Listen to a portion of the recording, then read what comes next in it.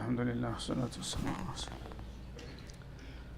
እና እነዚህ ሰዎች እንግዲህ አላህ ወፍቋቸው በዚህ መልክ ታመኑና ነብዩ ጋራ ከተስማሙ በኋላ አላህ እንዴት አየው የወሰዱትን እርምጃ ምን ዋጋ አስከፈላቸው የሚለውን ሊጠቅስልን ነው ቀጥሎ ማለት ነው። መጀመሪያ እንግዲህ እንደሚያምኑ ተንቢዮ ነበር፣ ተንቢው ተረጋገጠ ማለት ነው። ከዛ በኋላ አወደሳቸው። እነዚህ የሐቅ ጓዶች ናቸውና ከጌታችን የመጣውን ሐቅ ተቀብለነዋል ብለው በቅንነት ወዳውኑ የእምነት ምስክራቸውን ሰጡ ብሎ እምነታቸውን ዕውቅና ሰጠው። መጀመሪያ አላህ Subhanahu መሰከረላቸው። እንግዲህ ዓለም በሙሉ ቢያወግዛቸው ምንም አይሆኑም እነዚህ ሰዎች። ከዛስ በኋላ ዋጋቸው ምን ይሆናል? ይሄን ቆራጥ እርምጃ በመውሰድ ኡላኢከ ዩተውና አጅረሁም መረተይን አለ። እንዲህ አይነቶቹ ቆራጦች ምንም ይሉን ታሳይዛቸው ስልጣን ገንዘብ ሳያታልላቸው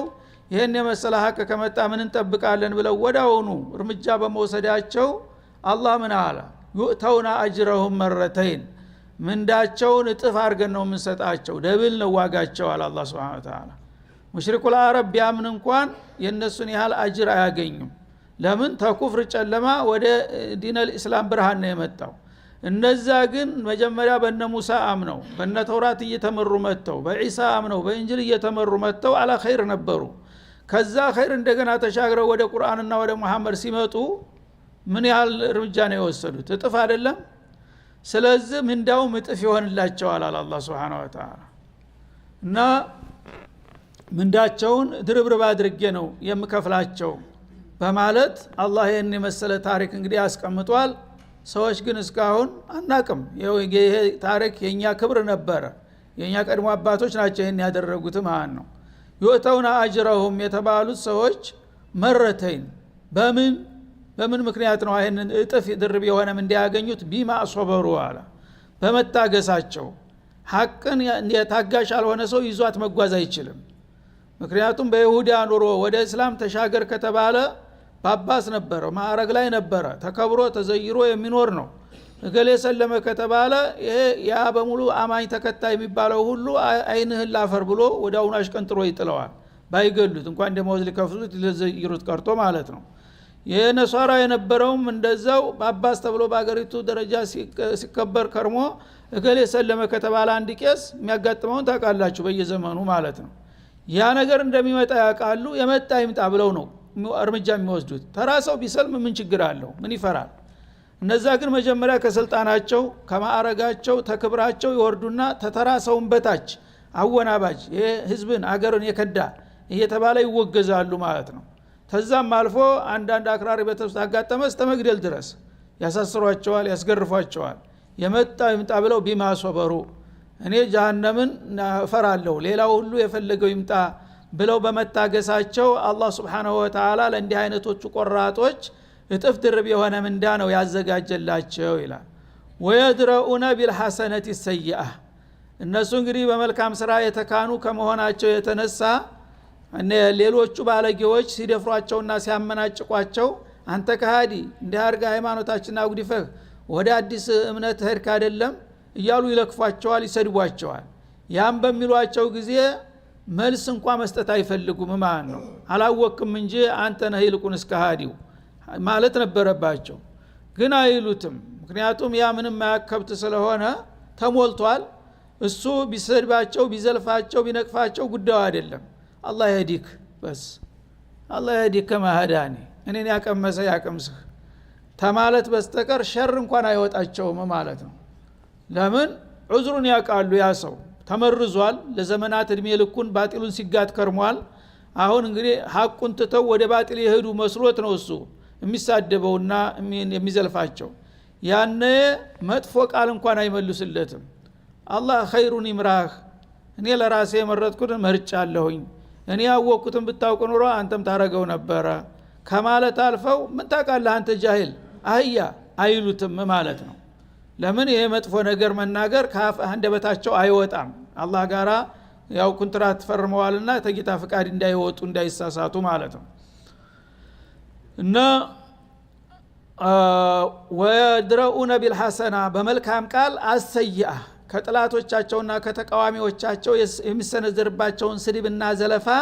በተመሳሳይ ስድብና ዘለፋ አይመልሱትም በመልካም ቃል ነው የሚመልሱት እባክህ ወንድሜ እኔ እንደኔ ብታውቅ እንደኔ ብትመራመር ወደ እውነቱ ልትመጣ ትችል ነበር አላህ ይወፍቅህ ብለው ያልፉታል ማለት ነው ወሚማ ረዘቅናሁም ይንፊቁን ከዛም ደግሞ ከሰጠናቸው ጸጋ ይቸራሉ ይለግሳሉ ገንዘብም ካላቸው እስከዛሬ በባጢል እንግዲህ የነበሩበትን ስተትና ጥፋት ያቃሉና ለገንዘባቸው አይሳሱም አላህ ሐቁን ወፍቆኛል ካሁን በኋላ እኔ ባለ በለላ አቅሜ በገንዘቤም በጉልበቴም በህይወቴም እስላምን ማገልገል አለብኝ ብለው አርአያ ሆነው ይታያሉ መስዋዕት ይከፍላሉ ማለት ነው እና ቀደም ሲልም የሰበሰቡት ንብረት እንኳን አያሳዝናቸውም ታውን በኋላ የሚረዳኝ የለም ችግር ላይ ወድቃለሁ ብለው አይፈሩም ባላ አቅማቸው አላህ የሚወደውን ሁሉ ሰርተው ምሳሌ ሆነው መሄድ ይሞክራሉ ማለት ነው ወኢዛ ሰሚዑ اللغو እና አላስፈላጊ ቃል ደግሞ በሚሰሙ ጊዜ የባለጌ ቃላትን ዘለፋን ነቀፋን ወቀሳን በሚሰነዘርባቸው ጊዜ ደግሞ ያን ሲሰሙ አዕረዱ አንሁ መጥፎውን ቃል እንዳላዩ እንዳልሰሙ ጆሮ ዳባ ብለው ያልፉታል ማለት ነው ምክንያቱም ባለጌ በለፈለፈ ቁጥር እነሱ አተካራ መፍጠር የለባቸውም በቃ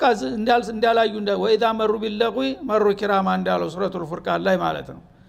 እንግዲህ አንድ ሰው አዋቂ ጀዋቡል አህመቂ አስኩት ይባላል ጃሂል ሰው ምንም ማያውቅ ሰው ዝም ብሎ ያፍ እንዳመጣ ነው የሚዛርጠው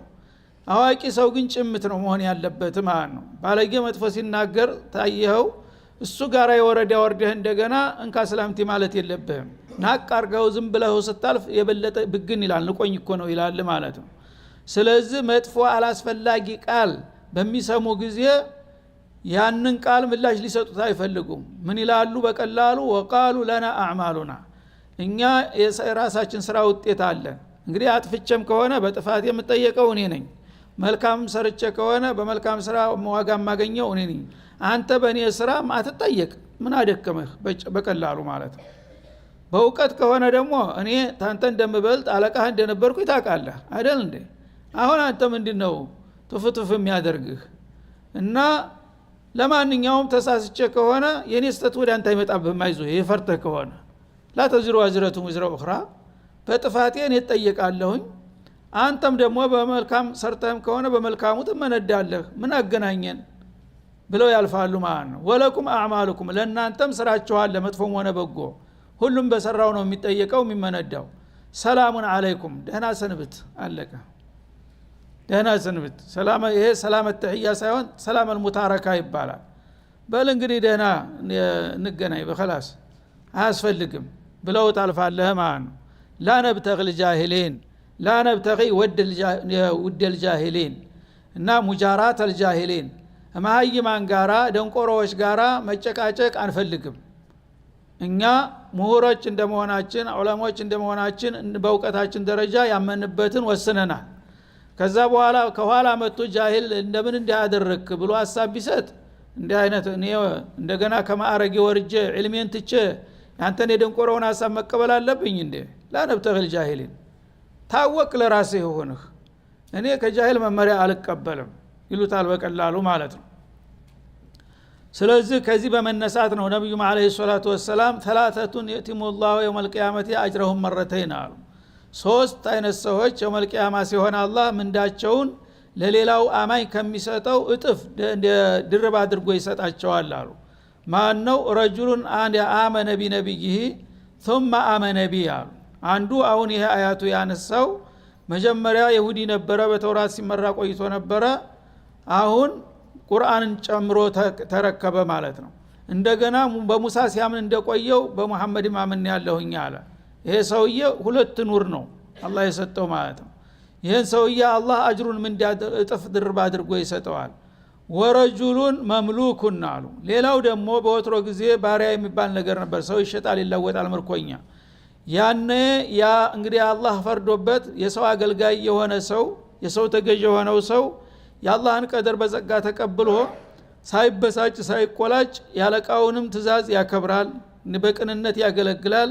ጌታውንም ያዘዘውን ደግሞ ዋጅባቱን ይወጣል ይህም ሰው ምንዳውን አላህ ደብል አድርጎ ነው የሚሰጠው እዚህ እንግዲህ አንተ አለቃ ሆነ ለሱ ባሪያ እያልክ ታንከለክለዋለህ እሱ ግን ሳታቅ የውመል ቂያማ አንተ ጎበዝ እንኳን አቢድ ብትሆን ካንተ እጥፍ ነው አላህ የሚሰጠው ምንዳ ማለት ነው አንተ የባሪያ ምን ያቃል ስትለው የነበረው አላህ يؤتيه الله اجرة مرة ለምን አላህ እንግዲህ ያን የጣለበትን ግዴታውን ተወጥቷል አንተንም እንዳለቃህ ያው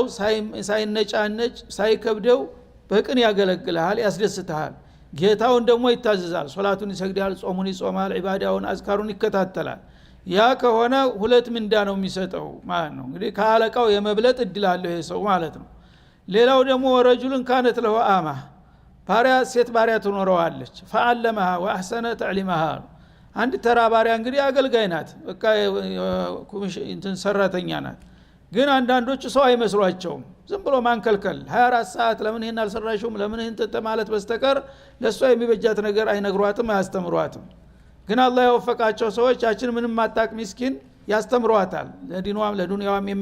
የሚበጃትን ነገር ያሰለጥኗታል ማለት ነው ታሰለጥናት በኋላ ጨዋ ቆንጆ ትሆናለች አንቺን የመሰለ ልጅ አቦ ባሪያ ሆነሽ መኖር የለብሽም ይልና ለአላህ በየነጻ አድርጌሻለሁ ይላታል መጀመሪያ ሰለጥናት አስተማራት እንደ አዘጋጃት ማለት ነው ነጽነቷን ከሰጣት በኋላ ደግሞ አንድ ዱርዬ ቢወስዳት ምን ትሆናለች ያው መልሳ ችግር ላይ ነው የምትወድቀው ማለት ነው መልሶ እሱ እንደገና አጅቶ የገዛ ባሪያው የነበረችውን ያገባታል ሰተራት ማለት ነው ይሄ ሰው እንግዲህ ድርብርብ የሆነ ኢህሳን ነው ለዚህ ሲጀዋለው ማለት ነው መጀመሪያ አስተምሯታል አንቅቷታል እንደገና ደግሞ ያንን ሐቁቋን አሳውቆ ሁርያ ሰጥቷታል ተሁርያዋ በላይ ደግሞ መልሶ እመቤት ተናንተና ገረዱ የነበረችውን እመቤቱ አደረጋት ይሄ ሰው ምን አይነት ኢህሳን ነው የዋለው አላህ يعطيه الله اجر مرتين የሚለው አንዱ ይሄ ነው አሉ كما في صحيح البخاري ስለዚህ እንግዲህ አላህ Subhanahu Wa Ta'ala ወዳጆቹንም በሚሰሩት እንግዲህ ጀብዱ ያወድሳቸዋል የተስፋ ቃል ይገባላቸዋል ጠላቶቹንም ደግሞ ሐቅን እናጠፋለን ብለው እንደ ብራብሮች ቢረባረቡም ራሳቸውን ያጠፋሉ እንጂ የትም አይደርሱም ይላል ማለት ነው ይሄን ሁሉ ነገረናቸውና አስገንዝበናቸው የማይቀበሉ ካሉ ዟሊሞች ናቸው ዟሊምን ደግሞ ዝም ብሎ ማለፍ እንጂ ከሱ ጋር መጨቃጨቅ መመናጨቅ አያስፈልግም ይላል ማለት ነው ከዛ ቀጥሎ ወደ ታሪክ ጋር ያይዛምደዋል ጉዳዩን ኢነከ ላ ተህዲ መን አህበብተ ያ ሙሐመድ አንተ እንኳን ታላቅ የታላቆች ሁሉ ታላቅ ከመሆንህ ጋራ አንተ እኮ እንደ ግለሰብ የወደድከውን ሰው ወደ ትክክለኛው መንገድ ልታመጣው አትችልም ልትመራው አትችልም ይላል ወላኪን አላህ يهدي من يشاء ግን አላህ العظيم بقدرته وحكمته ከባሮቹ የፈለገውን ሰው ወደ ትክክለኛው አቅጣጫ ይመራዋል وهو اعلم بالمهتدين እርሱ ቀናቻ ቢሰጣቸው ሊቀበሉና ሊጠቀሙ የሚችሉትን ቀናኤዎች ያውቃልና ለሚገባቸው ነው እድል የምሰጣቸው እንጂ አንተ ስለወደድከው ብቻ እገሌ ማመን አለብህ ብለህ ብትጣጣር የሚሆን ነገር አይደለም ይላቸዋል ማለት ነው ይሄት የመጣበት ምክንያት በነብዩ አጎት ሰበብ ነው የነብዩ አጎት አቡ ጣሊብ እንደምታውቁት የአልይና የአቂል አባት ነብዩን በጣም ይወዳቸው ይንከባከባቸው ነበር በእውነቱ ከአባት ባላነሰ መልክ ነው አንከባክቦ አሳድጎ ለቁም ነገር ያበቃቸው ግን አለመታደል ሆነና ለሱ ሊጠቀምባቸው አልቻለም ማለት ነው እና የቁረይሾችን በሙሉ እንግዲህ ተቋቁሞ ብቻውን ራሱን እንደ ጀይሽ አድርጎ እኔ ከንደን ሳልንተራስ የወንድሜ ልጅ ማን ነው የሚነካው የመጣው ይምጣ እያለ ስንት መከራ ደርሶበታል የሙቃጧ አድርገው የኢኮኖሚ ማህበራዊ ፌንጥ ብለውት ተህብረተሰብ አውጥተውት እስተዝርያው 3 አመት የሚላስ የሚቀመስ ጠፍቶ አሮጌ ቆዳ የጫማ ብጥጣሽ እየጠበሱ የሚበሉበት ችግር ላይ ሲቆሙ ያ ሁሉ በኩፍር ላይ ያለ ነብዩ ጋር ማዕቀብ ውስጥ ገብቶ ያ ሁሉ መከራ ንብረቱ በሙሉ አልቆ በህዝብ ዘንድ የተከበረ የታፈረ የነበረው ሰውዬ ተዋርዶ በማንም ዱርዬ እየተሰደበ ያን ሁሉ ተሸክሞ አሳለፈ በመጨረሻ እሳቸው ለውጤት የሚበቁበት አካባቢ ላይ ደረሱ ራሳቸው መከላከል በዛ ደረጃ ሲደርስ ሱድሜው ገፋና ታመመ ደከመ ሊሞት ተቃረበ በሚቃረብበት ጊዜ የዋለላቸው ውለታ ቀላል ነገር አይደለም ለሳቸው ብቻ ሳይሆን ለኛ ለኡመተል እስላም በሙሉ እሱ ባይኖር ኑሮ ምን ይሆኑ ነበር ሁሉ አይነ ላፈር የሚላቸው ሰው የነበሩ እኔ ያለው ማንም አምዲ ለአምሪካ ይላቸዋል እና የፈለከውን ያመንክበትን ይዘህ ተጓዝ ማን ነው የሚነካ የሚል ሰው ነበር ያን ሁሉ ያደረገ እሳቸው ደግሞ ለሱ በጣም ይጨነቃሉ በዛው ልክ ይሄን የመሰለ አቋም ያለው ሰው እስላምን ቢቀበል ምን ይሆን ነበር የሐምዛ ወንድም ነው ሐምዛ ሰይዱ ሹሃዳ ሆነ እሱ ግን እስላምን አልተቀበለም እስካሁን በጣም የሚገርም ነገር ታመመ ደከመ ሲሏቸው የመጨረሻ ዲል ሊሞክራሉና እስከዛሬም ይለምኑታል በያጋጣሚው አሁን እንግዲህ መጨረሻ ኬላ ላይ ስለሆነ እስቲ የሰውዬ ቢሰማይ ብለው ሄዱለት ማን ነው ተኛበት እና ያአም ቁል ከሊመተን ወሐጁ ለከ ቢሃ ዐንደላህ አጎቴ ሆይ አንተ ለኔና ለዓላማዬ መሳካት ያላደረገው ጥረት የለም አመሰግናለሁኝ ግን ይሄንን እድል አንተም ተጠቃሚ እንድትሆን ፈልጋለሁኝ እስላምን ታትቀበል መሄድ የለብህም አሉት እቅጩን ለመንገር ማለት ነው እና ላኢላሃ ኢላላህ የምትለውን ቃል ብቻ ተናገርልኝ ይችን ቃል ከነገር ከእንተናገ ቁልፍ ሰጠኸኝ ማለት ነው ጌታ ጋራ ለመወያየት በር ይከፈትልኛል ሰውየው እኮ መጀመሪያ ያው በተለያየ ምክንያት እውነት ስላልመሰለው ወይም በተለያየ ተጽኖ ሳያምን ቢቆይም መጨረሻ ላኢላሃ ኢላላህ ብሎ ሄዷል ሁስነል ختام አግኝቷል ምን ታረጋለህ ይከራከራለሁ አላህ ዘንድ አሉ ሱብሃንአላህ ይሄንን በሚሉት ጊዜ በአጋጣሚ ሳቸው ይሄ ሊሉ ሲሄዱ ቀድመው አቡ ጀህልና አብዱላህ ኢብኑ አቢ ኡበይ የሚባሉ አይመተል ኩፍር ሰይጣኖቹ ቁጭ ብለው አገኙ ሰውየው ጋር ምክንያቱም ይሄን ጥረት እንደሚያረጉ ያውቃሉ እነሱ ደግሞ እንዳያሳስተው ብለው ሁስነል ختام እንዳያጣ አቡ ጣሊብ በበኩላቸው መተው ያዋክቡታል ማለት ነው በዚህ እሳቸው ቁጭ ብለው ያ አሚ ቁል ከሊመተን ወሐጁ ለከ ቢሃ ዐንደላህ አንዲት ቃል ብቻ ስጠኝ አሁን ደክመሃል አልቆላል መንቀሳቀስ አትችል ሶላት ስገድ አልልህ ውዱ አድርግ አልልህ ይችን ቃል ብቻ ተናገር ላይ ተከልፈክ ሸይ ይሉታል ይችን ቃል ተተናገርክ ላኢላሃ ኢላላህ እስላም ውስጥ ገባህ ማለት ነው ከዛ አንድ ሰው መንቀሳቀስ የማይችል ሰው ታልሰገደ ምን ብሎ አይጠይቀውም በዛ ሰዓት ይችን ማረግ መቻል ቢችል ኑሮ አልቆ ነበር ይሄንን ሲሉት ያ አብዱል ሙጠሊብ ያ አብዱል ሙጠሊብ አተርገቡ አን ሚለት ዚላ ያ አባ ጧሊብ አተርገቡ አን ሚለት ያ አብዱል ሙጠሊብ ይሄ አወናባይ ሰውዬ ሊያሳስትህ ነው አንተ ሰውዬ ተጠንቀቅ እና ወጀለ ደግሞ እና አባትህ ያ የታፈረ የተከበረ ያገር መሪ የነበረው አብዱል ሙጠሊብ ይዞት የነበረው ሃይማኖት እንደገና የወረዳ ወርደ በወንድምህ ልጅ እንቶ ፈንቶ ተጠልፈህ ልትሞት ነው ተሳስተህ መሳቂያ ልትሆን ለቅሶህ ሊገማ አሉት አላህ ተፋጠጡ እንግዲህ ሁለቱም ለዓላማው ሁሉም ያመነበትን እሳቸው ቁል ከሊመተን ይላሉ እነሱን ተህዘር ይላሉ ይሄ ሰይጣን ነው እንዳያሳስት ተጠቀቅ አንተ ሰውዬ ሁለቱም ያዳመጠ ብሎ አይኑ እየተቆለጨለጨ እሱ ሙህተደር ሆነ ማለት ነው በመጨረሻ ምን አለ ኢኒ ላ አዕለሙ አነከ ዐለል ሐቅ የሚገርም ነገር አንተ የምትለው ሐቅ መሆኑን አውቃለሁ አላቸው እና ወይኑ ሪዱ አኑ ቂራ አይነክ እና የምትፈልገውን ነገር ሰጥቼህ ደግሞ ብየልህ ደስ ቢልህም እኔም ደስ ይለኝ ነበር አለ ወላኪን አና አላ ሚለቲ አብዱል ሙጠሊብ አላሁ ሙስተዓን ኸሳራ ይችን ሁለግጥም በዛው ይሄው እንግዲህ ይዞማች እነዛ ሰይጣኖች አቸነፉ ማለት ነው በአብዱል ሙጠሊብ መንገር ነኝ ከዚህ ፍንክቻ አይደለም ብሎ አለቀ ያን እና አቡ ጀህል ቀናቸው እየተሳሳቁ ሄዱ ነብዩ በጣም አዘኑ ምን አሉ ሳአስተግፊሩ ከረቢ ያሉ ልክ ኢብራሂም እንዳሉት ማለም ኡንሃ አንዲት እድል ደግሞ አለችኝ አሉ ያው የመነመነችን ብትሆን ጌታዬን ማራዋት ጨክንበት እለዋለሁኝ እስካልከለከለኝ ድረስ ለሱ ጸሎት ከማድረግ ወደ ኋላ አልልም አሉ እንደፈሩት ያያት መጣ ለማን ነው እስትግፋር የምታረገው እነከ ላተሪ መናሰው ይጥራለታል እንቢ ያለ እኮ ግብዣን አልቀበልም አለ እንዴት አድርገህ ነው አንተ ሰውየው አልቀበልም ታንተ ጌታ ይልቁንስ እና አቡ ጀህል ያሉኝ ይሻለኛል የአብዱል ሙጠሊብን ጣዖት ተሸክም ይሄዳለሁኝ እያለ እንዴት አድርገህ ነው አንተ ሂዳያ ልሰጠው የምትችለው አላቸው ማለት ነው ግን አላህ Subhanahu Wa Ta'ala ሂዳያ የሚገባቸውን ሰዎች ያቃል ይሰጧቸዋልም ያው እና ሐምዛን እና አባስን አጎቶጂ ወንድሞቹ ሰልመዋል የዛን ያህል ሳይጣርላቸው ማለት ነው እነ ሶፊያ እህቶቹ ሰልመዋል እንደዛው ይሄ ሰውዬ ግን ያን ሁሉ ኢህሳን አድርጎ ራሱን ማቸነፍ አቅተው ለዝና ለጉራ እንግዲህ አንድ ሰው ሲሞት ያገር መሪ እንትና ትልቁ ሰው ምናምን ተብሎ እንዲረገድለት እንዲለቀስለት ነው ይሄ ቁም ነገር ሆኖ ማለት ነው እሱኮ ተሳስቶ ነው የሞተው አሉ ሃይማኖትን ለውጦ ነው ከተባለ አይኔ ፍራባ የታባቱ ብሎ እንዳይሄድ ለዛችሉን ታብሎ ነው እንግዲህ እንትን ያለው ማለት ነው ይሄ ኪሳራ መጣበት ሳያስበው ማለት ነው ወሆ አለሙ ቢልሙህተዲን አላህ ሂዳያ የሚገባቸውን ሰዎች አቃለሁ የኔኒካ የሚያከብሩትን ሰዎች አልነፍጋቸውም እሱ ግን የተሰጠውን ግብዣ በነብዩ የቀረበለትን ግብዣ አርክሷል ረግጧል ይሄን ያደረገ ሰው ምንም ያንታጎት ቢሆን አልሰጠውም አለ አላህ Subhanahu Wa Ta'ala በቃ ቁርጥ ነው ወቅ በዛ መልክ ያው ነብዩ እንግዲህ አልቅሰው አዝነው ቀሩ ማለት ነው እንደዛም ከመሆኑ ጋራ ያው በተወሰነ ደረጃ ለነብዩ ባደረገው እንክብካቤ ቅጣት እንደሚቀልለት ያው የሚናገር ሐዲስ መጥቷል ማለት ነው። አባስ ኢብኑ አምር ሙጠሊብ አንድ ጊዜ ነብዩ ነስር ካገኙ በኋላ መካን ከተቆጣጠሩ በኋላ ሲጨዋወቱ በአጋጣሚ አነሱ ስለ ወንድማቸው። እንዳው እኛስ በመቆየታችን አላህ ሂዳያ ሰጥቶን ይሄን ሁሉ ደስታ ውጤት አየን። አብዱል ሙጠሊብ ግን ከኛ የበለጠ መስዋዕት ከፍሏል ለዚህ ዓላማ መሳካት። አቡ ጧሊብን አጎትህንስ ምን አረክለት አሏቸው። ነብዩ በጣም ተሰማቸው ይሄን በሚሉ ጊዜ እና እንደናንተ እንዲሆን ነበረን የምኞቴ አላህ አላለም እንግዲህ ምን ላድርግ ግን ለውላ አኒ ለሷረ ፊ አስፈል ሳፊሊና እኔ ጥረት ባላደርግ ኑሮ መጨረሻ የጀሃነም አዘቅት ውስጥ ነበር የሚገባው ይሄ ሰው ይያሉ ግን በእኔ ምክንያት ፊ ضحضح من النار ትንሽ እሳት ነው የምትመደብለት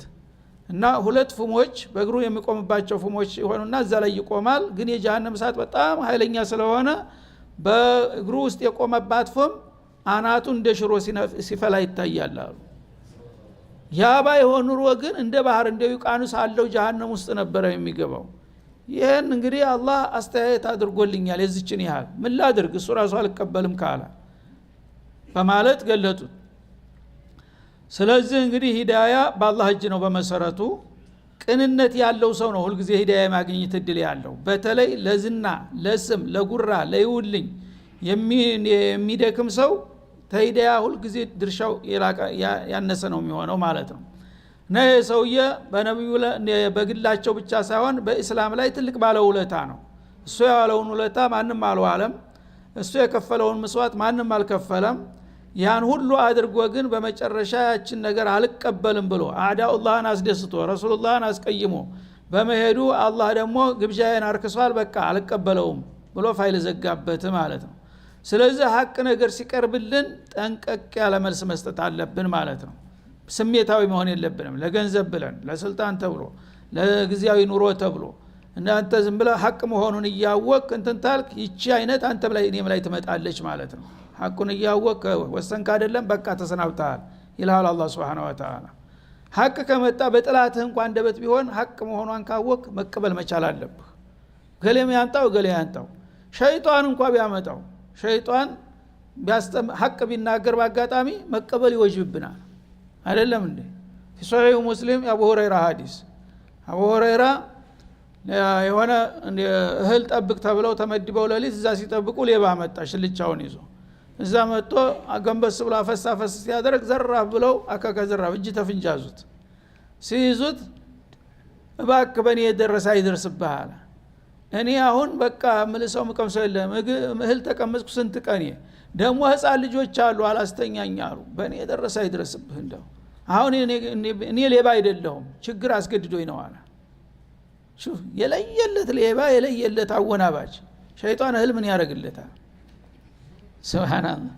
አሁን አቡ ሁረይራ ችግርን ያውቃሉ ምን አስሐቢ ሱፋ ናቸው በችግር እየተጠበሱ ነው የኖሩት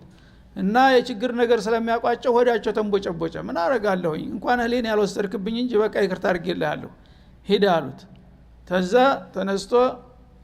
ሄደ። ነብዩ ጋር ሲመጣ አቡ ሁረይራ ጧት አይነ አልአሲር አሉ ወንጀለኛ ይዘት ያበቃ የጥለው መጣ ወህይ ደርሷቸው አለሳቸው والله يا رسول الله لقد ذكر فاقة وامرا عسيرا በጣም ችግር የጎዳው ሰው ነው አለቀሰብኝ ልጆች ያለቀሱ ምናምን ሲለይ በቃ አልቻልኩም አላቸው። ከذوب አሉ ዋሽቷል እና ደግሞ እንዳይመጣ ደግሞ ቃል ገብቷል አሉ። والله سيعود ያሉት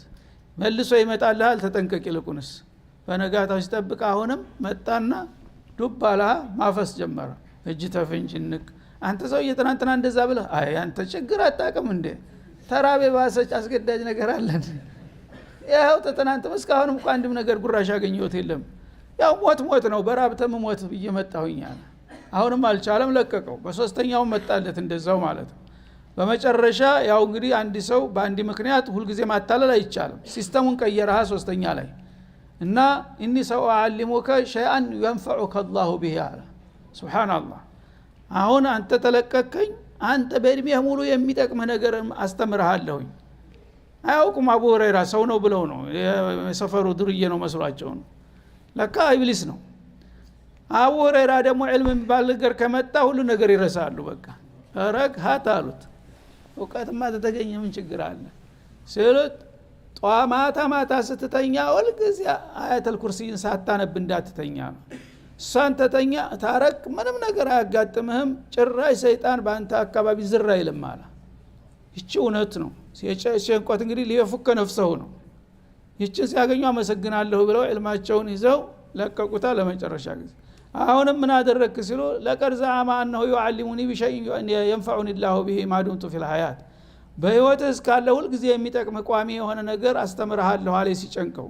ያንን ነገር ተምርቱን ተቀብሌ እንግዲህ ኡስታዜን እንዴት አርጌ ሌባ ነው ብዬ ወስዳለሁ ብዬ ትጨው መጣ እዛ ጊዜ ምን አሉ ረሱል هل تعرف من تكلم منذ 3 ايام 3 ቀን ሙሉ እንደዚህ የሚያታልልህ የሚሸጉድህ ሰውዬ ማን እንደሆነ ታውቀዋለህ አሉ እኔ ምን አውቃለሁ ሌባ ነው እንጂ ሲል انه الشيطان አሉ ሲጨንቀው ነው አሁን ለቀርሶ ደቀቀ ወከቱ ተመልከት እሱን የሚልኩን ከውሸት በስተቀር አይናገርም ዛሬ ግን አጣብቂ ሲገባ ለነፍሱን ፈክ ለማድረግ ለመገላገል ብሎ እውነቱን ነገረህ አሉ ለካ አያተል ኩርሲይ እንደዚህ የሚቀራ ሰው እንዳለው እውነት ነው አሉ አጸደቁት ነብዩ ሹፍ ተኢብሊስ የመጣ ዕልም ሳቸው ተዛ በፊት ፈዳኢል አያተል ኩርሲይ አልተናገሩም ነበር ቀደማቸው ማለት ነው አቡ ሁረይራን ተማሪያቸውን ወሰደባቸው ግን ሐቅ ሆነ ደሞ እሱ ብሎ ፈዳኢል القرآن አስተማሪ የታባቱ አሉ ለቀርሶ ደቀቀ ወሆ ከذوب በቃለ መሐላ አስደግፈው والله እውነቱን ነው የነገረህ ውሸታም ከመሆኑ ጋራ ዛሬ ሲጨንቀው እውነት ተናገረ አሉ ያዛት እቺ ነገር በጣም ጠቃሚ ናት ይሄ ነው የሙስሊም ጸባይ መሆን ያለበት በአሁኑ ጊዜ ወሮበሎች ምን ይላል ተሸገለ ጋላ እንዳትማር ይላል ኢብሊስ هذا ኢብሊስ ተሸገለም ገለም ችግር አለበት ገለም እንደዚህ ነው ገለም እንደዚህ ያ ሀገር ላይ ያሉ ዑለማቶች ዱዓቶችን በሙሉ እንዳትገናኝ ያው እንትን ይልሃል አንተ ሊጠቅም ነው ይሄ ምን ትሆን እሺ ከማን ትማር ወህይ ወርድልሃል ከየት ነው የምታመጣው እሺ ራስክን ነው የምትጎዳው ይሄንን አቅል ያለው ሰው ይቀበላል እሺ ነብዩ ተኢብሊስም ቢሆን ሐቅ ከሰማችሁ ተቀበሉ ይላሉ في صحيح مسلم አንድ ወሮ በላ መጥቶ ተነሸገለ ዶክተር ገለ ተነሸ እንዳትማር ይልሃል አይነ العقول ካልተማርክ እሺ ታገኘዋለህ መል ዒልሙ ኢላ ቢተዓሉም ወመል ሒልሙ ኢላ ቢተሐሉም ዒልም ያልተማረ ሰው አያገኝም ተጥላትም ከወዳጅም መማር አለበት እውቀት ለማግኘት ከፈለክ ማለት ነው እና ይሄንን እንግዲህ ያላወቁ ሰዎች አዋቂ መስለው በተቃራኒ ከብቶችን ይነዳሉ እንደፈለጉ ማለት ነው እሱ ምንም ያውቀው ነገር የለም የተወሰነች ተረት አንዳት ቂሷ ምናምን በየቀኑ ይነግርሃል እኛንን ሰለፊዮቹ እኛንን ሙዋሂዶቹ ለራሱ ሊኮፍስላ ፈላቱ ዘኩ አንፉሰኩም ራስኩም ማድነቅ እኔ ነኝ ንጹህ ማለት ማን ነው የፈቀደልህ በእስላም ይፈቀዳል እኔ ይሻላለሁ ማለት ስለዚህ እንድናውቅና እንድንነቃ ያስፈልጋል ከማንኛውም አለል ሐቅ ነገር ከመጣ ሐቅ መሆኑን ብቻ ሰውየውን አታላመንከው ከምታምነው አጣራት ያችን ነገር ወሰድና የሰማሃትን ነገር እና የሆነ ቦታ እንደዚህ ሰምቼ ነበር እቺ ነገር እንዴት ናት ይሄ አያት ነው ይሄ ሐዲስ ሶሒህ ነው ወይ ብለህ ብትነግረው ያ ትክክለኛው ዓሊም ይናገራል የግዱ አማና ነው አሁን ሐቅ ነው አለቀ ከዛ በኋላ ጥላትና ወዳችን እየመሄድ አለብህ እንጂ ባሉ ዋልታ በፕሮፓጋንዳ ዝም ብለው ምቀኞች ተነስተው ከነገለ ያተማር ከነገለ ያትር ከነገለ ያተዋል የሚሉህ ያው ከብትሁን ማለት ነው ዲንን ታልተማርክ ልታቀው አትችልምና ማለት ነው እና هذا وصلى الله وسلم على النبي وعلى اله